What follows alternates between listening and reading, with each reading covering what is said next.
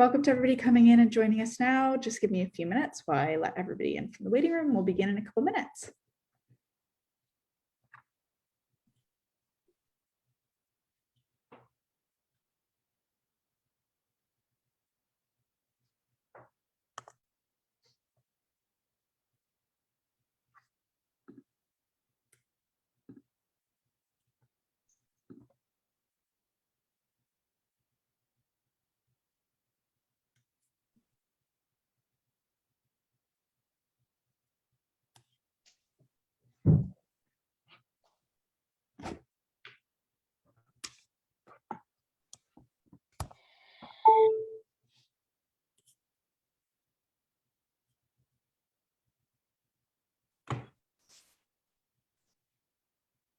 Okay, thank you so much, everybody, for joining us today. If you could just keep yourselves muted throughout the presentation, that would be great. If you have any questions, type them into the chat and we'll address them at the end of the talk. You can also unmute yourself at the end of the talk to ask any questions you might have. If you're joining us over Facebook Live, welcome to you as well. You can also use the chat feature on Facebook Live to ask your questions, and we will address those at the end of the talk as well. We will be monitoring those comments, and please know that this talk is being recorded and streamed live. And if you would like to watch any of our talks, you can go to our social media and Facebook channels to rewatch this talk or any of our other talks.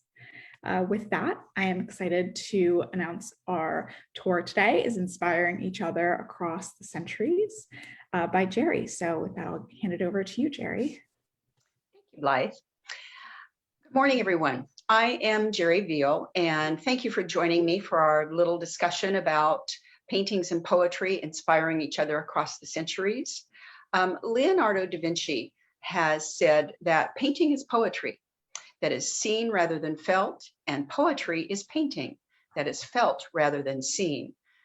Let's go to this next slide, Blythe, please.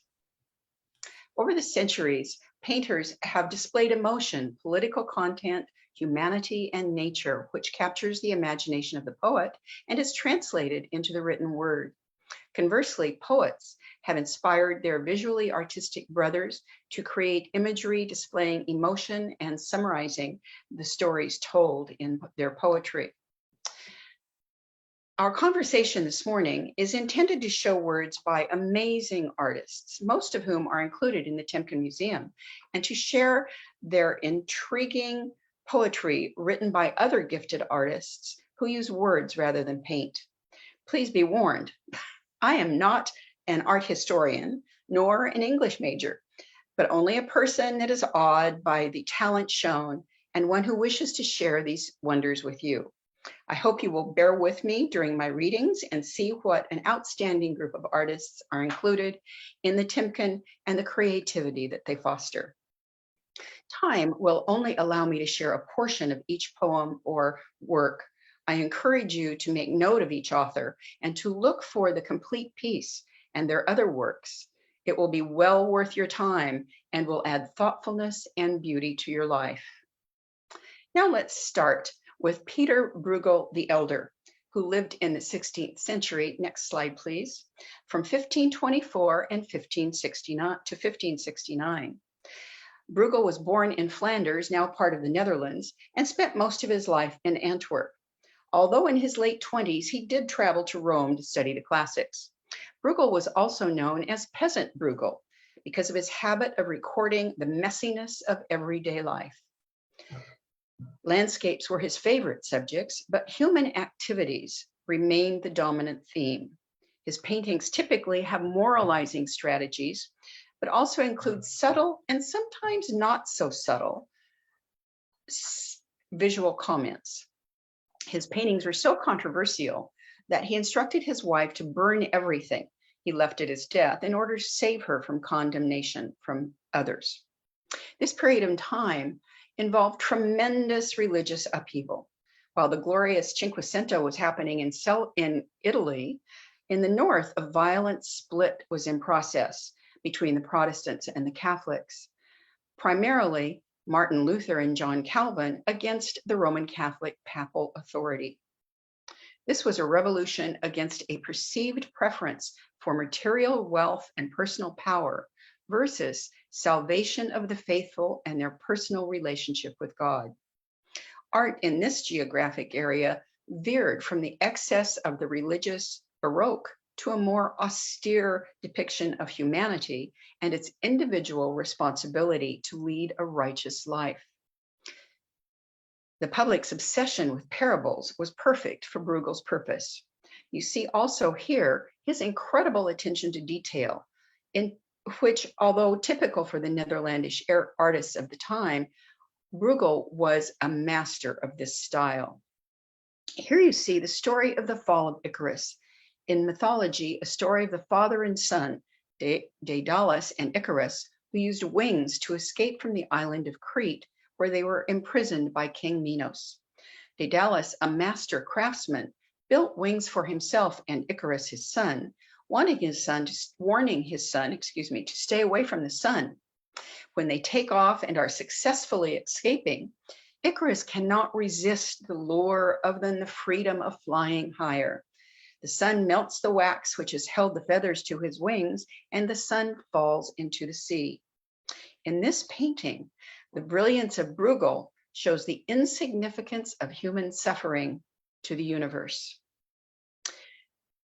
The plowman with his ox working the field in the foreground, beyond the shepherd with his flock, looking up to the sky, perhaps he heard something, and the exquisitely detailed ships sailing across that teal blue sea to foreign lands. Of course, the mountains and the city that are shown in the upper corners of the paintings are not seen in Flanders. Flanders, like the Netherlands, is very flat. So these beautiful mountains in the city are Bruegel showing where he's traveled and showing that he has the skill to paint them and reminding his viewers that there is a wide, wide world out there. Now, almost unnoticed in the lower right of the painting, trailing behind the ship, you see someone flailing in the water. Let's move to the next slide, Blythe, please. Here it's more visible. This person flailing in the water, apparently on his back, his legs are in the air, his arm is out to the side, and feathers, you might be able to see, are floating in the water around him. It appears that the weight of the flying apparatus is dragging him down.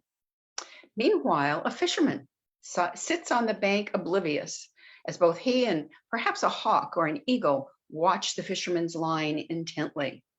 Certainly none of the other characters pay any attention to the event and continue on with everyday life. Obviously, a comment on the foolishness of disobedience and hubris. Incredible painting, though. Although there is also a poem by William Carlos Williams about this painting, the following, an excerpt from a work by W.H. Auden in 1938, spoke more to me. Let's move to the next slide, Blythe.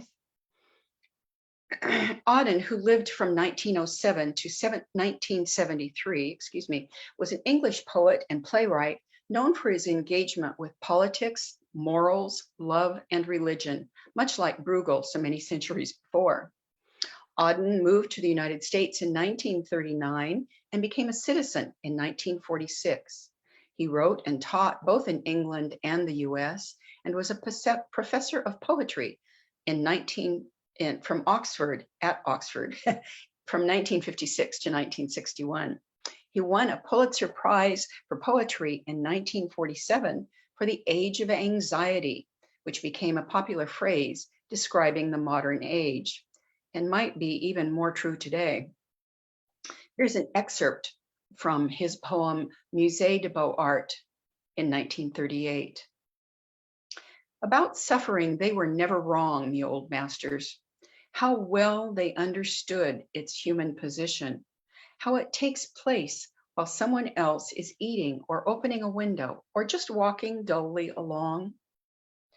In Bruegel's Icarus, for instance, how everything turns away quite leisurely from the disaster. The plowman may have heard the splash, the forsaken cry, but for him it was not an important failure. The sun shone as it had to on the white legs disappearing into the green water, and the expensive, delicate ship that must have seen something amazing, a boy falling from the sky, had somewhere to go and sailed calmly on. Amazing. Moving on to the 17th century, but the same geographic area, we meet Rembrandt, the foremost Dutch artist of the century, an undisputed genius of the greatest paintings and the printmakers, who lived in Leiden from 1606 to 1669. At 26, he moved to Amsterdam for more extensive clientele, and he married his art dealer's daughter 2 years later, with whom he had 4 children. Sadly, all died except his final child, Titus, and Rembrandt's wife died a year after Titus was born. However, his exquisite printmaking enabled him to keep his family going during his early life. Unfortunately, eventually, Rembrandt had many debts and was required to file insolvency. Even so, he continued to be intensely productive, including a series of profoundly important self-portraits, one of which is seen here. His son died in 1668, and although no illness is recorded, Rembrandt died a year later, some say of grief. Rembrandt's biographer, Jonathan Bicker, says he was a rebel and accused of breaking the rules of art. Instead of painting or making a print of a beautiful woman, he would use an ordinary woman or show an old woman with lots of wrinkles and a lot of cellulite. He chose no Greek Venus as his model, but instead a washerwoman. He had a complete obsession with depicting the world around him as it really was. Rembrandt found by manipulating the direction, intensity, and distance of light and shadow, and by varying the surface texture with tactile brush strokes, he could render subtle nuances of character and mood. This technique and exquisite use of dark colors is now called chiaroscuro and results in highlighting certain parts of a painting. His portraits, and there are many, reveal his complete understanding of light and dark. Here, the light comes from the upper left and bathes his face in a soft light, leaving the lower part of his body in shadow. He possesses dignity and strength with a resigned, sorrowful demeanor. This is painted in the last year of his life and just after his son's painting, and is most likely one of the last self-portraits he painted. Now, Elizabeth Jennings was an English poet who lived the majority of her life in Oxford from 1926 to 2001. Her intense musing on spirituality encouraged a sensitivity towards others, evident in the pained tenderness of some of her poems. Jennings' sincere and scrupulous work gradually built critical acclaim that weathered changes in poetic fashion and brought genuine popularity. Amongst the many honors awarded her work are the W.H. Smith Literary Order, the Somerset Maugham Award, and the CBE, Commander of the Order of the British Empire. In this work, which was included in her 1975 release called Growing Points, she admires the unsparing gaze of the great painter, turns on his own deteriorating body, his artistic integrity, and the courage of his confrontation with death are also true of Jennings' lifelong dedication to poetry. Here's her poem on Rembrandt's late self-portraits. You are confronted with yourself. Each year the pouches fill, the skin is uglier. You give it all unflinchingly. You stare into yourself beyond. Your brush's care runs with self-knowledge. Here is a humility at one with craft. There is no arrogance. Pride is apart from this self-scrutiny. You make light drift the way you want. Your face is bruised and hurt, but there is still love left. Love of the art and others. To the last experiment went on. You stared beyond your age, the times. You also plucked the past and tempered it. Self-portraits understand, and old age can divest. With truthful changes, us of fear of death, look, a new anguish, there the bloated nose, the sadness and the joy. To paint's to breathe, and all the darknesses are dared. You choose what each must reckon with. Both amazing works, absolutely amazing. And now we're going to move to the 19th century, almost modern times. Advances in technology have reinforced the Enlightenment, faith in science and progress. Realism developed against this, with an increasing emphasis on science and what was real. Realists focused their attention on people and events of their own time and disapproved of historical and fictional subjects on the grounds that they were neither visible nor present and therefore not real. However, in England, a group of painters refused to be limited and chose to represent fictional and historical subjects, but with a convincing illusion of realism. These painters called themselves the Pre-Raphaelite Brotherhood, and they wished to create fresh art free from the tired and artificial manner of the past. They also disliked the materialism and ugliness of contemporary industrial art, and rather appreciated the spirituality and idealism of past times, especially the early Renaissance. One of the founding members of the Brotherhood was Sir John Everett Millais. Here is Millet's painting of Ophelia, the doomed lover of Hamlet, singing before she drowned in the river in Denmark. You can see in the outtake, while the flowers floating in the river match Shakespeare's description, Millet added a single red poppy to symbolize sleep and death. He created a dense and elaborate pictorial ecosystem, and her pose echoes the traditional portrayals of martyrs and saints. You may remember seeing pictures of crypts of kings and queens and saints with very similar positioning. Millet, who lived from 1829 to 1986, born in England, spent most of his life on the island of Jersey, the largest of the Channel Islands of England. He was a child prodigy, and at age 11, the youngest to ever enter the Royal Academy schools. The Brotherhood was founded at his home, and he produced this picture, Ophelia, to serve as the embodiment of the historical and naturalistic focus of the group. His early works were painted with incredible attention to detail, often concentrating on the beauty and complexity of the natural world. Later, Millet began to paint in a broader style. Pictorial advertising had become popular, and one of his paintings was actually used to sell soap. And Millet was accused, of course, of selling out, although there may have been a good reason and a need to support his growing family of 8 children. In later years, Millet focused on landscape painting, but never returned to the actual blade by blade paintings shown here in Ophelia.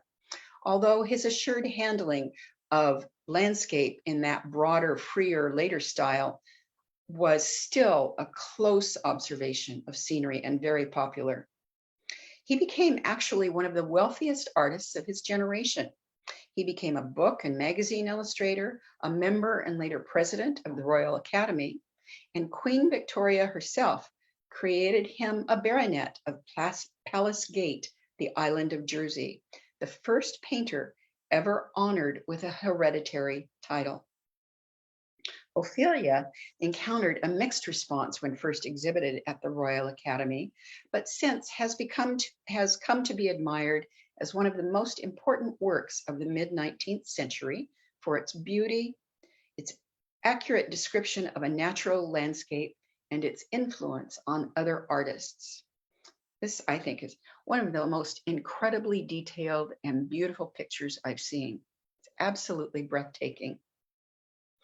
Of course, Ophelia is one of the most well-known characters of Shakespeare's play, The Tragedy of Hamlet. Let's move to the next slide, Blythe. William Shakespeare, who lived from 1564 to 1616, was an English playwright, poet, and actor. He is widely regarded as the greatest writer in the English language and the world's greatest dramatist. He is often called England's national poet and the Bard of Avon. Shakespeare was born and raised in Stratford-upon-Avon, married at 18, and had 3 children. In his early 20s, he began a successful career in London as an actor, a writer, and a part owner of an acting company. At 49, he appears to have retired to Stratford, where he died 3 years later. He was buried in the chancel of the Holy Trinity Church 2 days after his death. The epitaph, carved into the stone slab covering his gravestone, includes a curse against moving his bones, which was carefully avoided during a restoration of the Holy Trinity Church in 2008. That curse was, "Good friend, for Jesus' sake, forbear to dig the dust enclosed here. Blessed be the man that spares these stones, and cursed be he that moves my bones." You never know about Hamlet and Shakespeare. Few records of Shakespeare's private life survive, and that has engendered considerable speculation about many matters, including whether the works attributed to him were written by others. Who knows? Sir Francis Bacon, Christopher Marlowe, anyone? You never know. This is Shakespeare's longest play, with close to 3,000 words. The Tragedy of Hamlet, the Prince of Denmark, written sometime around the 1600s. Set in Denmark, the play follows Hamlet seeking revenge against his uncle Claudius, who has murdered Hamlet's father, the king, in order to seize the throne and marry Hamlet's mother.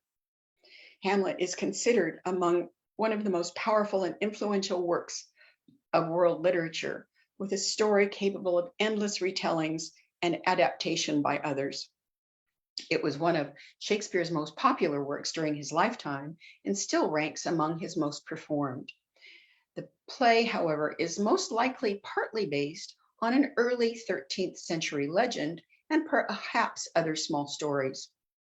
Laertes and Ophelia are the son and daughter of Polonius, an advisor to the dead king. Ophelia was romantically interested in Hamlet and had been corresponding with him while he was away at school.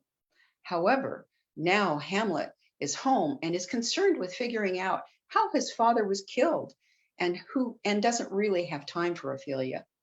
She is told to stay away from him, and she becomes depressed and despondent. This short portion of the script is when Hamlet's mother, the queen, informs Laertes, "One woe doth tread upon another's heel, so fast they follow. Your sister's drowned, Laertes." "Drowned? Oh, where?" "There is a willow grows aslant a brook that shows his hoar leaves in the glossy stream. There fantastic garlands of crowflowers, nettles, daisies, and long purples that liberal shepherds did give a grosser name, but our cold maids do dead men's fingers call them. There on the pendant boughs, her coronet weeds clamoring to hang, an envious sliver broke, when down her weedy trophies and herself fell in the weeping brook.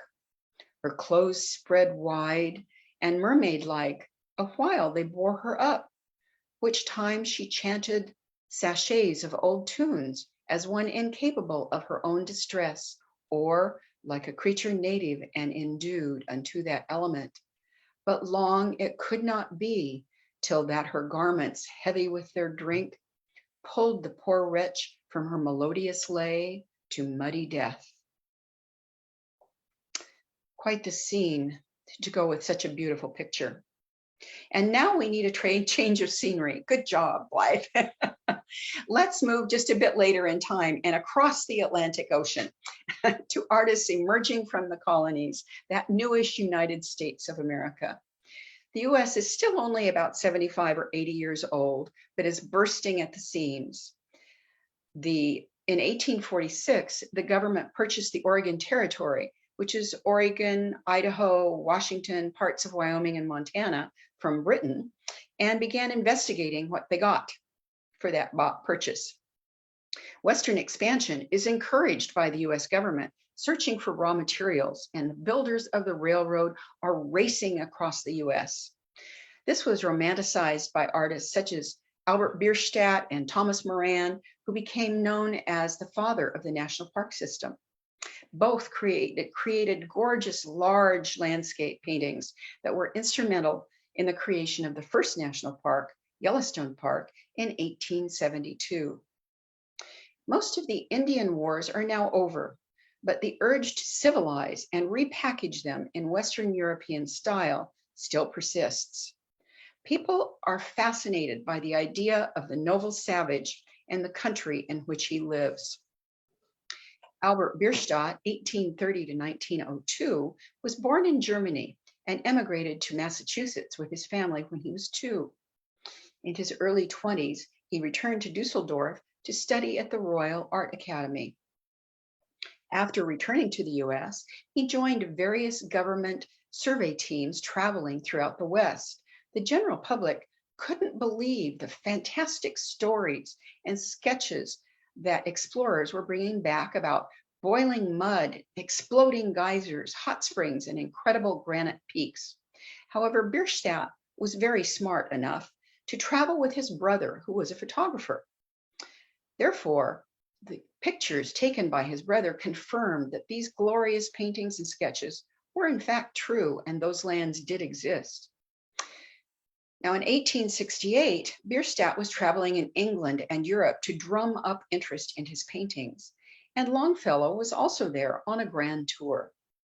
He being Albert Bierstadt, organized a large celebratory dinner in London to honor Henry Wadsworth Longfellow, along with much of his family. The dinner was the occasion for the presentation of this particular painting, The Departure of Hiawatha, to Longfellow in person.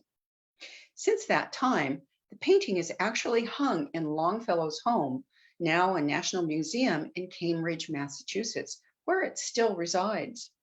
Let's move to the next slide, Blythe.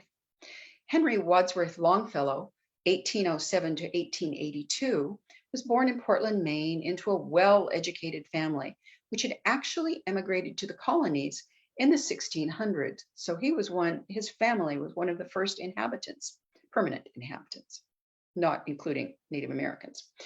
He began school at age 3 and entered college at 15, graduated at 18. And by that time, he had published over 40 poems. Incredible. He had dedicated his life to literature.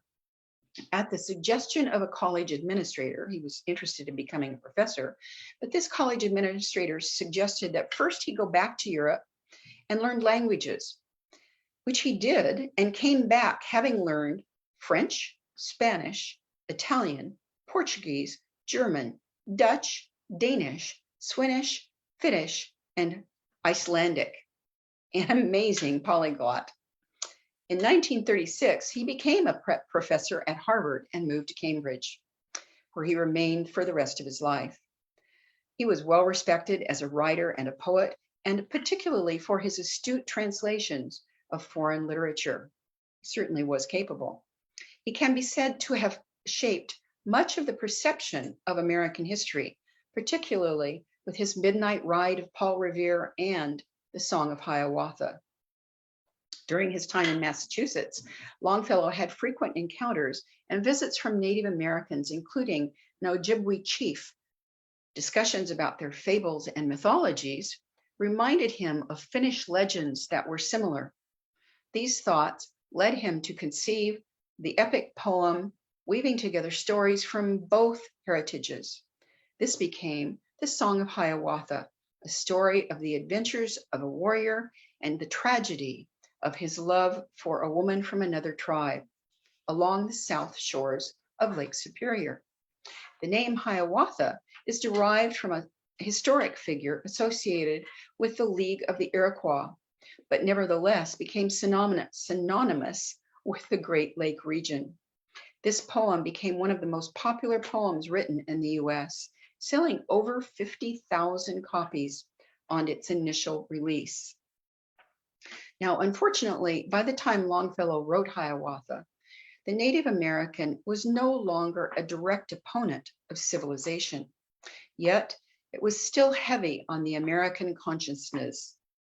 Critics felt the tone of the legend and the ballad colored the Native American noble savage so as to make him blend in with a dim and satisfying past about which readers could have dim and satisfying feelings. Regardless, this poem became part of the mythology of the American past. In this painting, Bierstadt almost certainly took inspiration from this final stanza. And the evening sun descending set the clouds on fire with redness, burned the broad sky like a prairie, left upon the level water one long track and trail of splendor, down whose stream, as down a river, westward Hiawatha sailed into the fiery sunset, sailed into the purple vapors, sailed into the dusk of evening. It's a beautiful picture and perfect for the ending. Now, this has been a very quick trip along history timeline with paintings that followed each leap in the centuries and in styles, and with poets and writers from all times that looked at these masterful representations and felt their meanings and emotions. I thought it would be fun to end with a fairly modern painter. And this, as you may surmise, is Picasso. Having been with us fairly recently, and in times during which much documentation was available, both in print and pictures, a great deal is known about Picasso and his brilliance. An entire tour could easily be devoted to him, and therefore I'm going to keep this brief, but I love this picture. Picasso, who lived from 1881 to 1973, was born in Malaga, Andalusia in southern Spain, and was a Spanish painter, sculptor, printmaker, ceramicist, and theater designer who spent most of his adult life in France.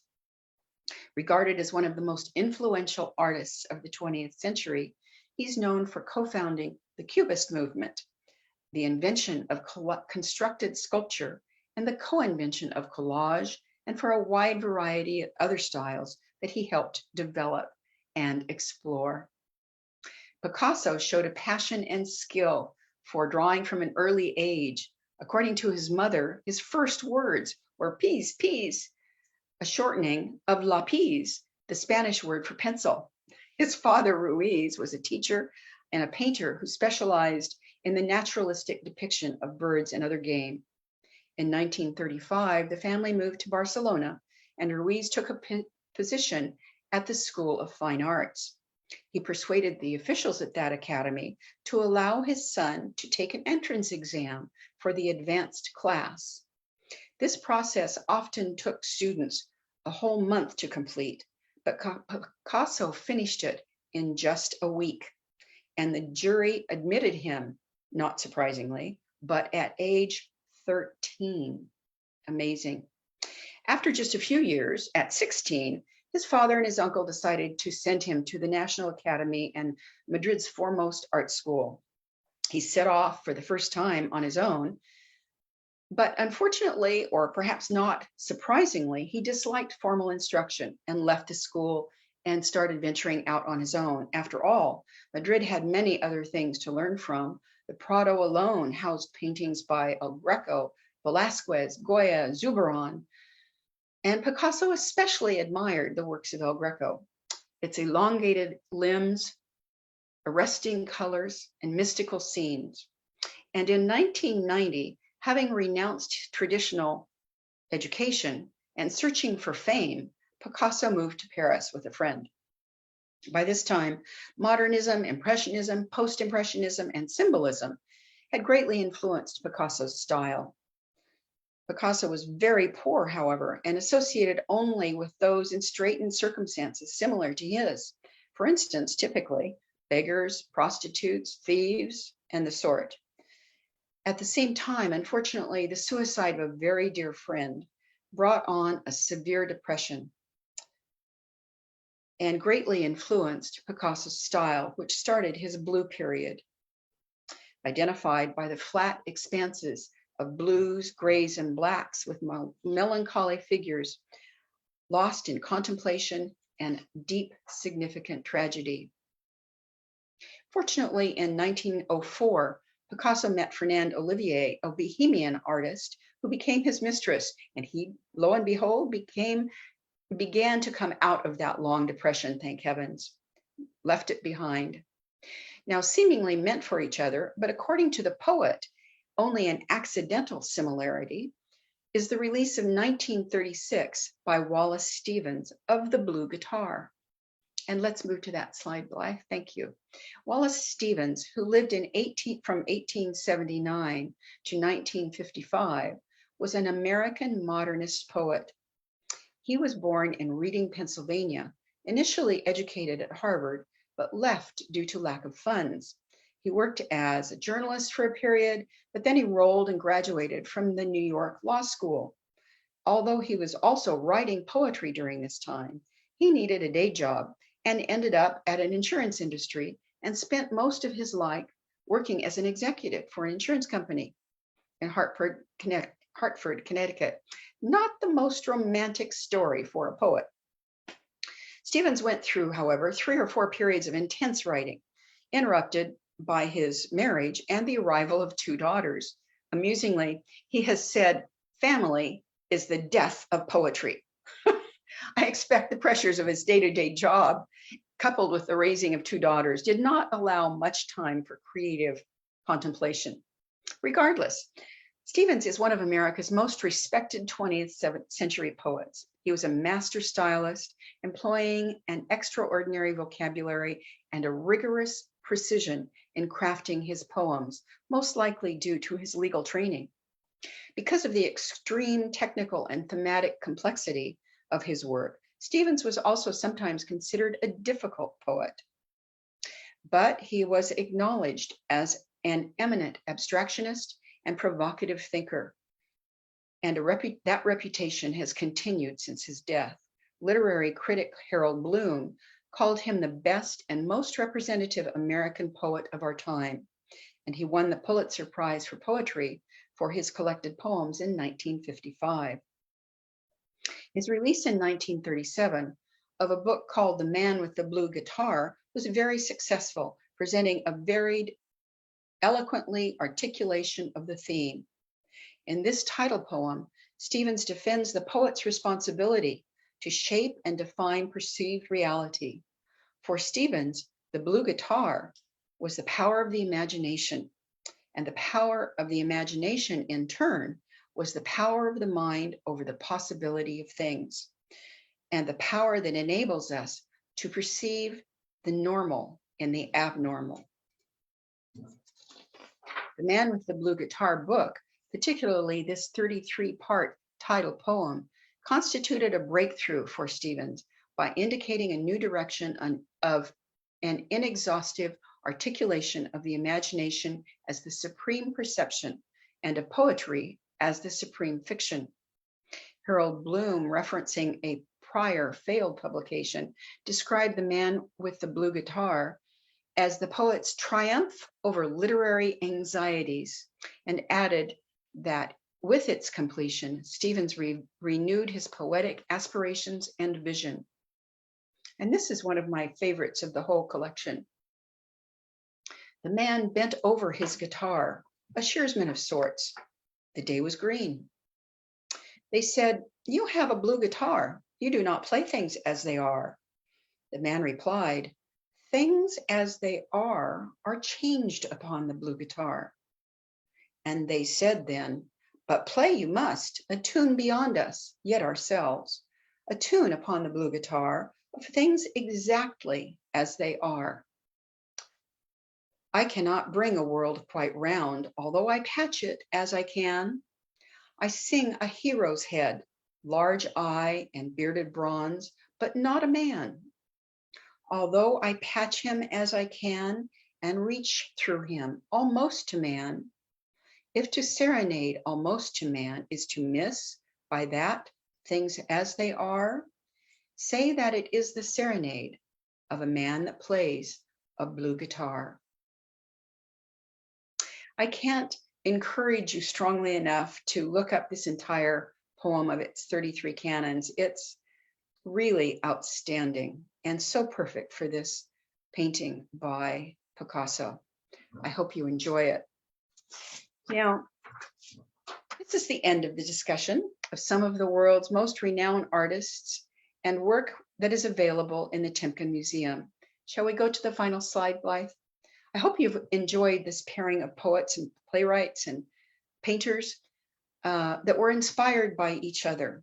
I really enjoyed discovering these poets during my preparation for this tour, and I hope you enjoyed them too.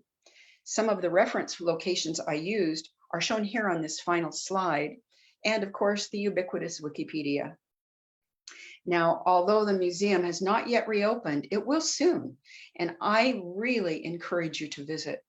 Remember, it is the only museum in Balboa Park that is free to all those that visit.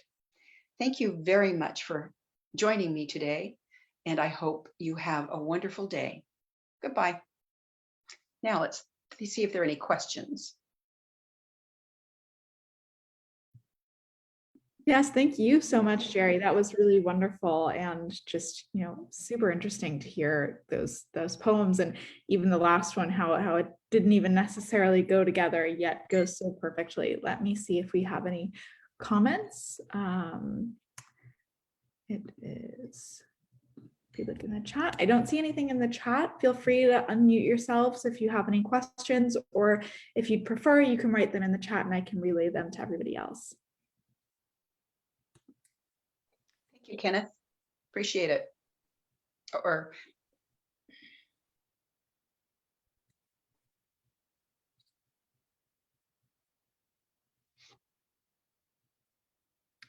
Well, if nobody has any other questions, I want to say thank you again to Jerry. It was really wonderful.